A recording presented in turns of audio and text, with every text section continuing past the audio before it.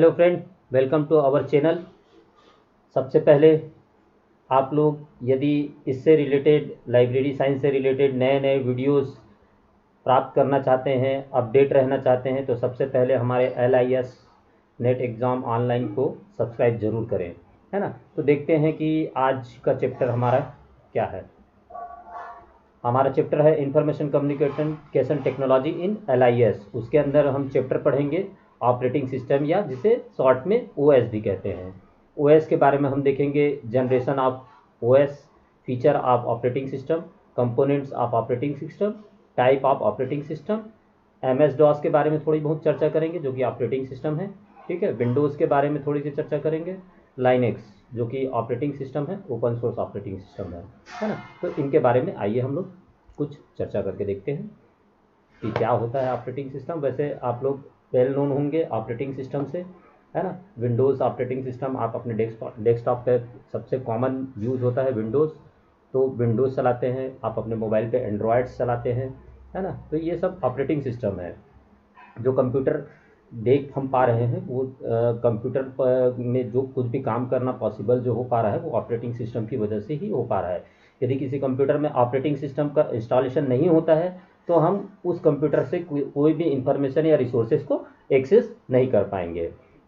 तो देखते हैं कि ऑपरेटिंग सिस्टम क्या है। What is operating system? Operating system OS act as a interface between a user and computer. Suppose that इस कंप्यूटर को मैं यूज कर रहा हूं और मैं यूजर हूं, है ना। तो एक इंटरफेस मतलब बीच का चीज है जिसकी वजह से आप उस कंप्यूटर को यूज कर पा रहे हैं। यदि इस कंप्यूटर में विंडोज इंस्टॉल नहीं होता तो शायद मैं इस कंप्यूटर को एक्सेस नहीं कर पाता, है ना। तो देखिए विंडो 10 यहाँ पर इंस्टॉलेशन में है ना। तो ये विंडो 10 ऑपरेटिंग सिस्टम है, इसकी वजह से मैं इसे देख पा रहा हूँ या इसमें काम कर पा रहा हूँ, है ना। तो वही ऑपरेटिंग सिस्टम है। It control all computer resources and provide an environment in which a user can execute program. मतलब एक ऐसा इन्वायरमेंट आपको प्रोवाइड करता है जिसकी वजह से आप इस कंप्यूटर में रखे हुए रिसोर्सेज का उपयोग कर सकते हैं और उसे प्रोसेस कर सकते हैं।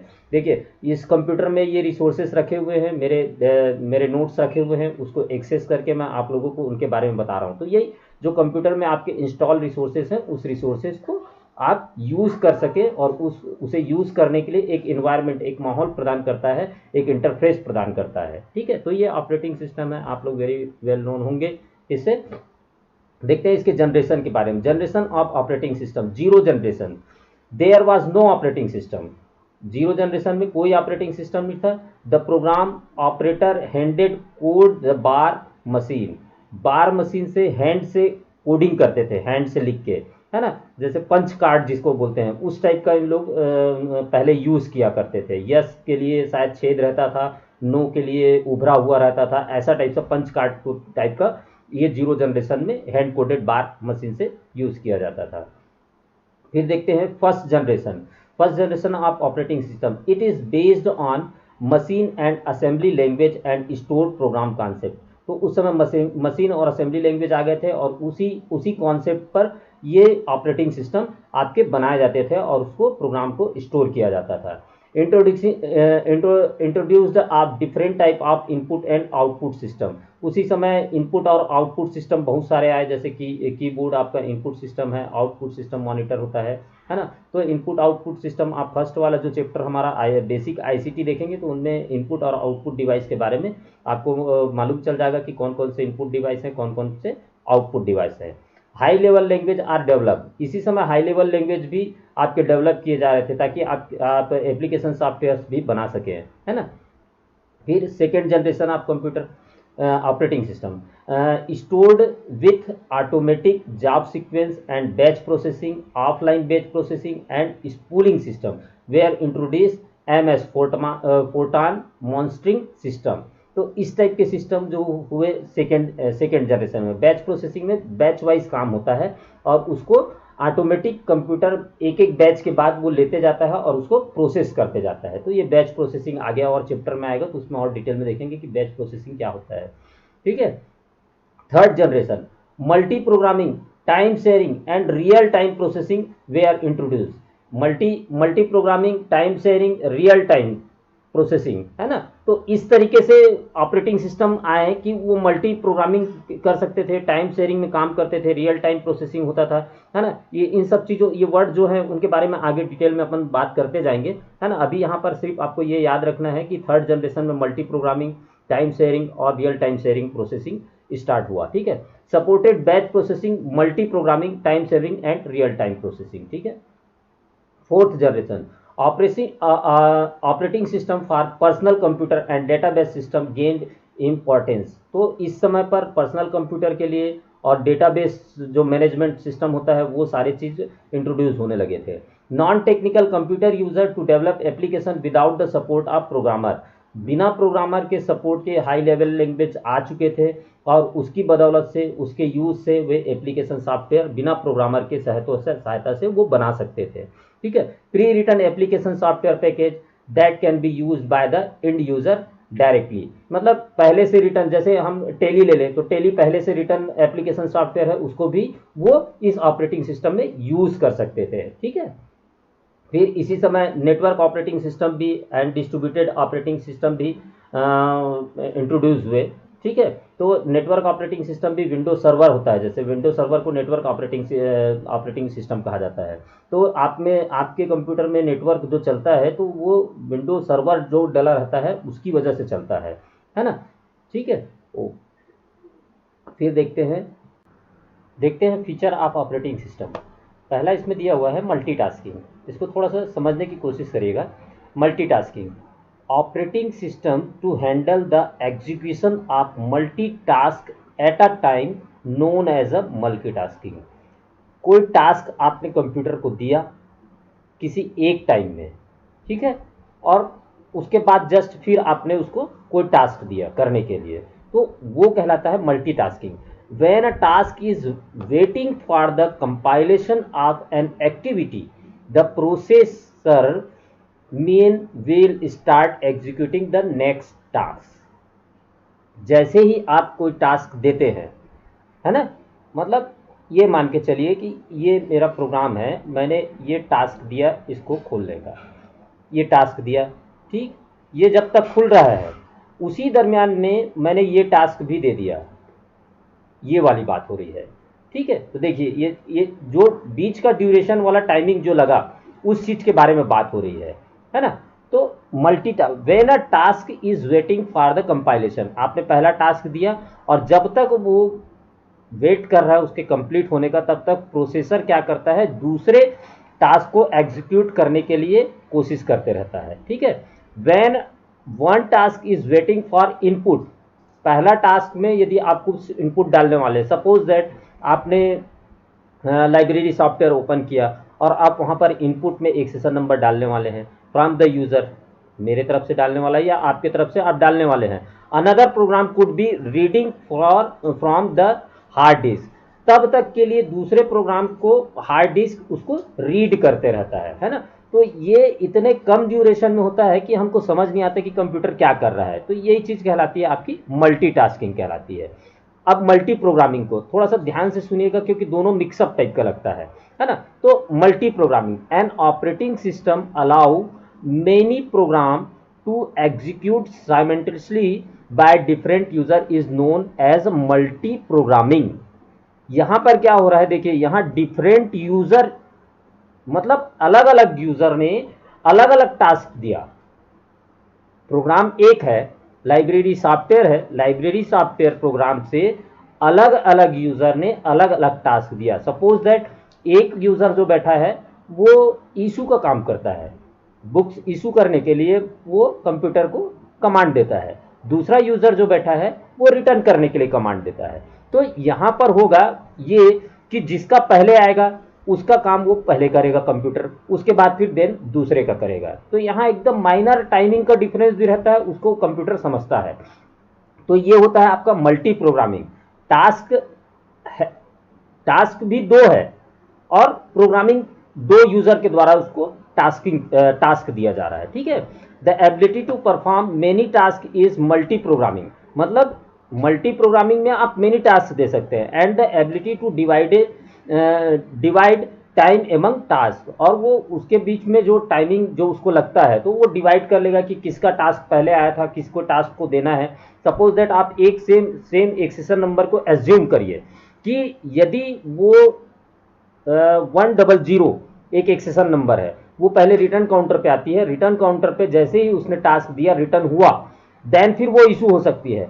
मान लीजिए वो वहां से रिटर्न नहीं हुआ है और इधर से इशू करने की आप कोशिश करोगे तो वो इशू नहीं होगा, 100 नंबर किसी दूसरे के नाम से इशू दिखाएगा। तो ये वो टाइमिंग को वो कंप्यूटर डिवाइड कर लेता है। ये चीज ये मल्टीटास्किंग और मल्टी प्रोग्रामिंग बता रहा है।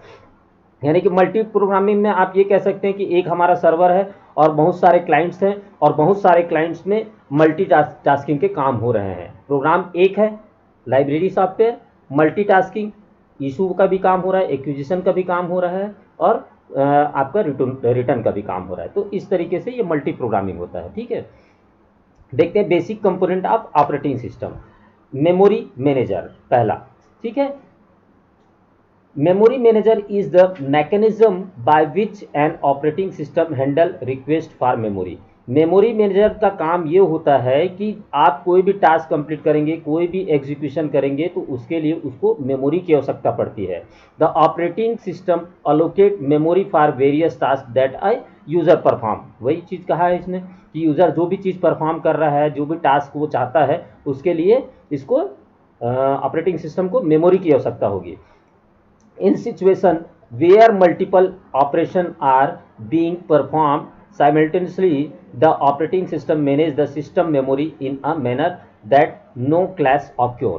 तो इस समय इस दरमियान में वो क्या करता है कि मतलब आपने मल्टीपल टास्किंग दे दिया, तो पहले टास्क के लिए वो मेमोरी लेगा, ठीक है, पहले टास्क को कंप्लीट करेगा, फिर उसकी मेमोरी को रिलीज कर देगा, फिर दूसरे टास्क के लिए मेमोरी लेगा, फिर उसके बाद फिर तीसरा टास्क दिया आपने उसको दिया। तो जैसे जैसे जिस क्रम से आप उसको टास्क दिए रहेंगे, पहले वो यूज करते जाएगा उसके लिए मेमोरी, और उसके बाद उसको एग्जीक्यूट करेगा, उसकी मेमोरी को रिलीज कर देगा।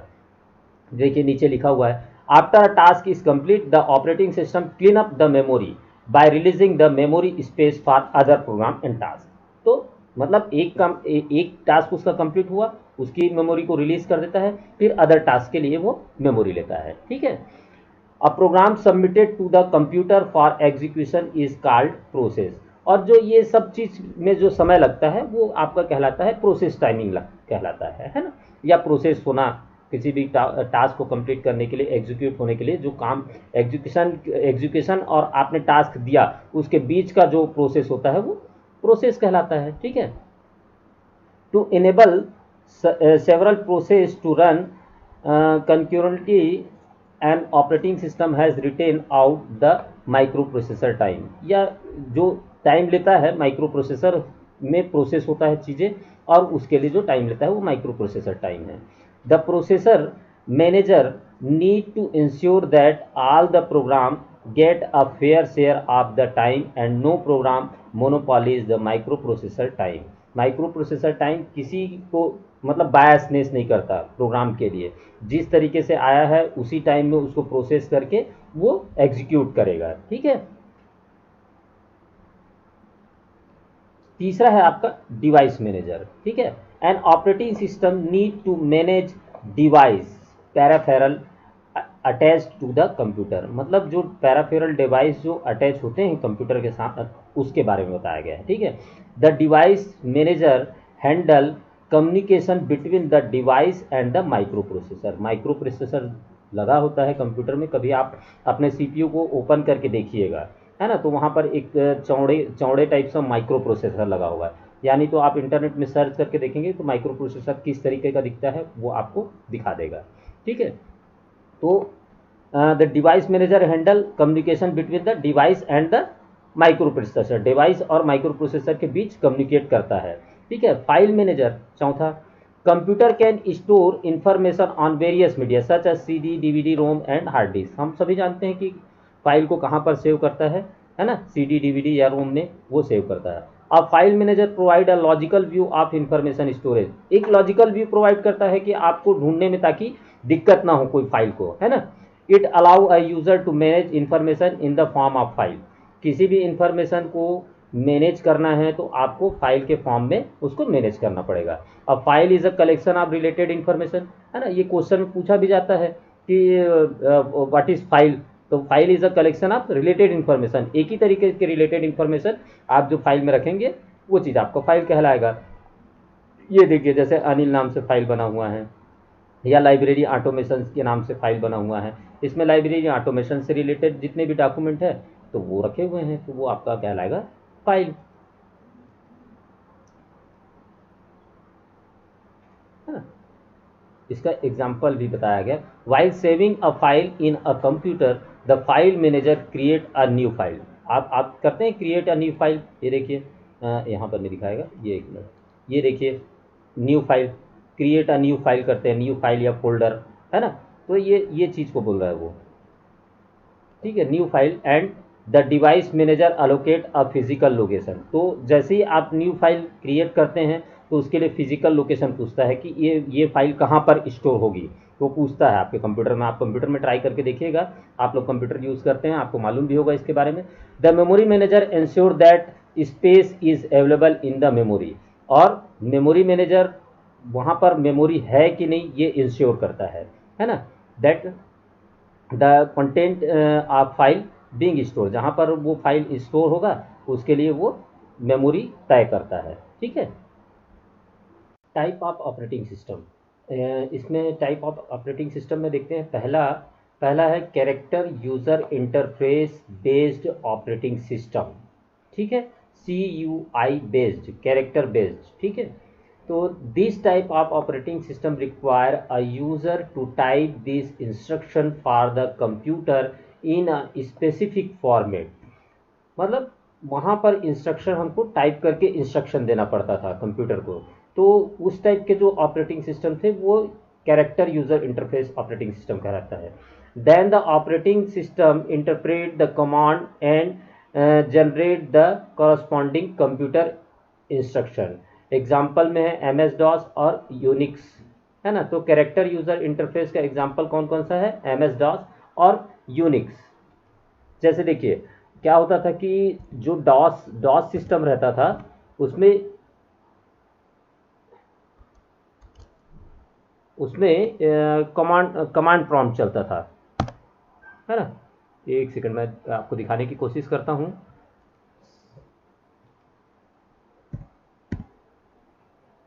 ये होता था कमांड प्रॉम्प्ट,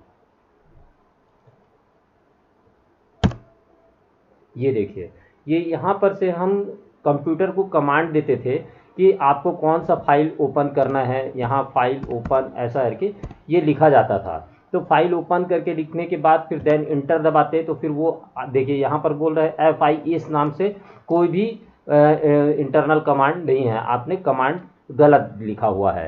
तो इस तरीके से जो कैरेक्टर बेस यूज़र इंटरफेस, इस तरीके की चीज़ों को कहा जाता है। तो आप जब लाइनेक्स यूनिक्स जब इंस्टॉल करते हैं तो यूनिक्स इंस्टॉल करेंगे तो आपके पास कमांड बेस्ड प्रॉम्प्ट में ही आपको इंस्ट्रक्शन देना पड़ेगा उसको इंस्टॉलेशन के लिए, और जो पहले डॉस सिस्टम आता था डेस्कटॉप ऑपरेटिंग सिस्टम, तो वो भी इस तरीके का हुआ करता था। नेक्स्ट देखते हैं हम लोग graphical user interface based operating system या GUI बेस्ड कहा जाता है। GUI based operating system user graphic to make the program easy to use. The GUI has menu pointer and icon on the screen, जैसे कि MS-DOS Linux, ठीक है। Unix को install करते समय आपको कमांड बेस देना है, लाइनेक्स को भी कमांड बेस है इंस्टॉलेशन के समय, लेकिन आप कुछ चीज़ें उसमें आप देखेंगे तो कैरेक्टर बेस्ड भी है लाइनेक्स, और ग्राफिकल यूज़र इंटरफेस भी है। तो ग्राफिकल यूज़र इंटरफेस किस तरीके से कहा जाएगा, ये देखिए आपको ग्राफ बनने दिख रहे हैं, यहाँ पर आपके पॉइंटर भी आ जाते हैं, तो इस तरीके से इजी एक्सेस करने वाले चीज़ जो ग्राफिकल यूज़र इंटरफेस कहलाते हैं। तो विंडोज़ आपका MS विंडोज़ हो गया, है ना, और लाइनेक्स, इस तरीके से इसके उदाहरण हैं। सिंगल यूज़र ऑपरेटिंग सिस्टम, इस टाइप के operating system can process instruction from only one user eight A time. तो इस ऑपरेटिंग सिस्टम में ये होता था कि एक सिंगल यूज़र एट ए टाइम में एक ही काम कर पाएगा। जैसे MS-DOS है तो MS DOS में यदि आप काम करने के लिए जाएंगे तो एक ही व्यक्ति कमांड दे सकता है, ना कि दो लोग एक साथ कमांड दे सकते हैं। लेकिन वही विंडोज ऑपरेटिंग सिस्टम में यदि आप जाएंगे तो दो माउस लगा दीजिए या कीबोर्ड से भी आप यूज कर सकते हैं, दो लोग एक साथ काम कर सकते हैं आप, है ना। उसको ऑपरेटिंग सिस्टम समझ जाएगा कि किसका काम पहले करना है और किसका काम आपको बाद में करना है। लेकिन सिंगल यूजर ऑपरेटिंग सिस्टम में इस तरीके से नहीं हो सकता था, एट ए टाइम पे एक ही व्यक्ति उसको इंस्ट्रक्शन दे सकता था। तो MS DOS और विंडो 95 जो आई थी, है ना, तो विंडो 95 और MS DOS में सिंगल यूजर ऑपरेटिंग सिस्टम है। इसके एग्जांपल को आप लोग याद रखिएगा। फिर नेक्स्ट आते हैं multi user operating system. This type of operating system allow more than one user to work simultaneously on an operating system. It is also capable of running multiple program concurrently and can share resources such as pointer and disk। ठीक है, तो इस तरीके से multi user operating system में बहुत सारे user at A time पे काम कर सकते हैं। जैसे कि आपका इसका एग्जांपल हो सकता है लाइनेक्स, है ना। तो लाइनेक्स एक सर्वर में यदि आपने लाइनेक्स डाल दिया, उसके बाद आप क्लाइंट बना दीजिए और क्लाइंट बनाने के बाद फिर आप उसमें से multiple user at a program में मल्टीपल यूजर यूज किया जा सकता है। तो ये सिस्टम आपका ऑपरेटिंग सिस्टम लाइनेक्स में होता है अभी भी, है ना। फिर आता है single tasking operating system. Only one task is executed eight a time in a single task operating the execution is step by step. जैसे कि MS DOS में होता है सिंगल टास्किंग, एक टास्क आप एक ही बार में दे सकते हैं, दो टास्क आप MS DOS को नहीं दे सकते, है ना। जैसा कि विंडो में हम दो टास्क दे सकते हैं, 5, 10 जितने भी टास्क दे सकते हैं, वो एक एक करके हर टास्क को कंप्लीट करते जाएगा। लेकिन MS DOS में ऐसा नहीं होता था। मल्टीटास्किंग, तो वह सेम मल्टीटास्किंग आपका विंडो 2000 मल्टीटास्किंग है। इसमें आप एक साथ कई टास्क उसको दे सकते हैं, वो एक के बाद एक वो उसको एग्जीक्यूट करते रहेगा। Interactive system provide online communication between user and the system. ये ऑनलाइन सिस्टम रहता है, ऑनलाइन कम्युनिकेट करता है। जैसे कि हम बोले कि मान लीजिए मेरा ये कंप्यूटर है ना, तो कंप्यूटर के साथ बहुत सारे पैराफेरल डिवाइसेस जैसे प्रिंटर हो गया, कीबोर्ड हो गया, कैथेड ट्यूब, रे ट्यूब या डिस्प्ले बोल सकते हैं हम। तो ये सब सारी चीज़ कनेक्टेड रहते हैं। तो इस तरीके के चीज़ जिसके साथ मल्टीपल प्रोग्राम कनेक्टेड हो सकते हैं, और जैसे हम तुरंत इससे प्रिंट भी दे सकते हैं, ठीक है। कीबोर्ड का यूज़ भी कर सकते हैं, कीबोर्ड का यूज़ कर रहे हैं, हमने प्रिंट भी कमांड दे दिया। तो ये चीज़ें आई आपकी विंडोज़ NT में। NT का मतलब है न्यू टेक्नोलॉजी। तो विंडोज़ NT जो है आपका इंटरेक्टिव सिस्टम है, ठीक है। फिर नेटवर्क ऑपरेटिंग सिस्टम जिसके माध्यम से नेटवर्क ऑपरेटिंग सिस्टम वो है जिसके माध्यम से आप नेटवर्क के थ्रू कम्युनिकेट कर सकते हैं। यानी कि बहुत सारे कंप्यूटर जुड़े हुए हैं, उन कंप्यूटरों को भी आप कमांड दे सकते हैं, है ना। उनके प्रोग्राम को टास्क दे सकते हैं, उनके प्रोग्राम को यूज़ कर सकते हैं। तो अब हमको ये लगता है कि हमारे सिस्टम में सिर्फ ऑपरेटिंग सिस्टम डला हुआ है, लेकिन ऑपरेटिंग सिस्टम के साथ साथ विंडो नेटवर्क ऑपरेटिंग सिस्टम भी इसमें इंस्टॉल्ड हुआ आता है ना। जैसे विंडो NT डलवाएंगे या विंडो 2008 या विंडो 2007, 10 जो भी डलवाएंगे, तो उनके साथ में आपका नेटवर्क ऑपरेटिंग सिस्टम इंक्लूडेड रहता है। इसलिए हमको पता नहीं चलता, हम अलग से नहीं डलवाने के लिए जाते कि हमारे में विंडो सर्वर डाल दीजिए ऐसा करके। तो ये ऑलरेडी इसमें इंक्लूड रहता है आजकल जितने भी ऑपरेटिंग सिस्टम आते हैं। तो नेटवर्क ऑपरेटिंग सिस्टम के उदाहरण हैं Microsoft Windows server 2003, Microsoft Windows server 2008, Unix, Linux, ये सब आपके इंटरेक्टिव नेटवर्क ऑपरेटिंग सिस्टम के उदाहरण हैं। इसके बाद आपको कुछ दिए हुए हैं कि डॉस के बारे में आप ये EPG पाठशाला से जाकर नोट्स को डाउनलोड करिए, ठीक है। डॉस के बारे में दिया गया है, उसके कमांड के बारे में दिया गया है, डॉस को किसने बनाया ये दिया। तो ये सारे चीज़ आप नोट्स तैयार करिए, ठीक है। जैसे यहाँ पर दिया है, मैंने ज़्यादा डिटेल में यहाँ पर नहीं लिखा है, लेकिन आप लोग इसको पढ़िएगा अंदर डिटेल को देखकर, क्योंकि MS DOS तीन ऑपरेटिंग सिस्टम के बारे में दिया हुआ है। MS DOS हो गया, विंडो के बारे में दिया गया है, और लाइनेक्स के बारे में दिया गया है। तो लाइनेक्स में काम कैसे होता है उसके बारे में दिया गया है, विंडोज़ में काम कैसे होता है, विंडोज़ 2007 कब आया, विंडोज़ एनटी का मतलब क्या होता है ना, विंडोज सर्वर 2003 क्या है, ये सब चीज़ क्या चीज़ है वो चीज़ दिए हुए हैं। यहाँ पर मैं हल्के वे में समझा रहा हूँ, है ना, लेकिन आप लोग प्लीज़ ईपीजी पाठशाला से जाके डाउनलोड करिए नोट्स और उसको अच्छे से पढ़ के और भी इससे अच्छे नोट्स बनाइए। तो MS DOS is non graphical command line operating system was created for IBM compatible computer, IBM ने बनाया था, ठीक है। MS DOS originally written by Tim Peters and introduced by Microsoft in August 1981 and was last updated in 1994 when MS-DOS 6.22 was released। तो team किसने बनाया था इसको, कब बना, इसका लास्ट अपडेट वर्जन कौन सा था, ये डॉस के बारे में जानकारी दी गई है। और आप उसमें देखेंगे तो उसके कमांड्स वगैरह के बारे में भी जानकारी दी गई है। एक्चुअली में हमारे फर्स्ट पेपर को भी ये कवर करता है और सेकंड पेपर को भी कवर करता है, इसलिए जितना डिटेल में पढ़ेंगे तो आपको फर्स्ट पेपर के तक भी प्रिपरेशन होगा और सेकंड पेपर का भी प्रिपरेशन होगा, ठीक है। Windows 7 is a personal computer operating developed by Microsoft के द्वारा डेवलप किया गया। विंडो एनटी का मतलब होता है न्यू टेक्नोलॉजी होता है। Family of operating system Windows 7 was released in 22 जनवरी 2009, है ना। लाइनेज के बारे में इसी तरीके से दिए गया है। तो ये सारी चीज़ें आप वहाँ पर जाकर देख लीजिएगा। और एक चीज़ और मैं बताना चाहूँगा, जितने भी हमारे वीडियोस लेक्चर चल रहे हैं, है ना, तो उससे रिलेटेड आपको क्वेश्चन आंसर, ऑब्जेक्टिव टाइप के क्वेश्चन आंसर किस तरीके से आ सकते हैं वो हमारी वेबसाइट पर मिलेगा, है ना। तो वो वेबसाइट का एड्रेस भी मैं आपको बता दूंगा नेक्स्ट वीडियोस वगैरह में, है ना। LIS net online exam .blogspot.com इस साइट पर आप जाएंगे तो आपको मिल जाएगा उसके हर चैप्टर से रिलेटेड जितने चैप्टर के वीडियोस बने हैं। जैसे ये ऑपरेटिंग सिस्टम पर वीडियो बन रहा है तो ऑपरेटिंग सिस्टम पर आपको वहाँ पर आपके क्वेश्चन आंसर मिल जाएंगे, तो उसको भी सॉल्व करके देखिए कि किस तरीके से क्वेश्चंस आते हैं, है ना। Then last but not least हमारे चैनल को सब्सक्राइब करिए ताकि आपको नए नए वीडियोस मिलते रहें, नए नए चैप्टर्स पर आपको वीडियो मिलते रहें। यदि कोई चैप्टर आपको लगता है कि उस पर आपको वीडियो लेक्चर की ज़रूरत है तो वो हमारे कमेंट बॉक्स में या मुझे पर्सनली व्हाट्सअप करके आप भेज सकते हैं।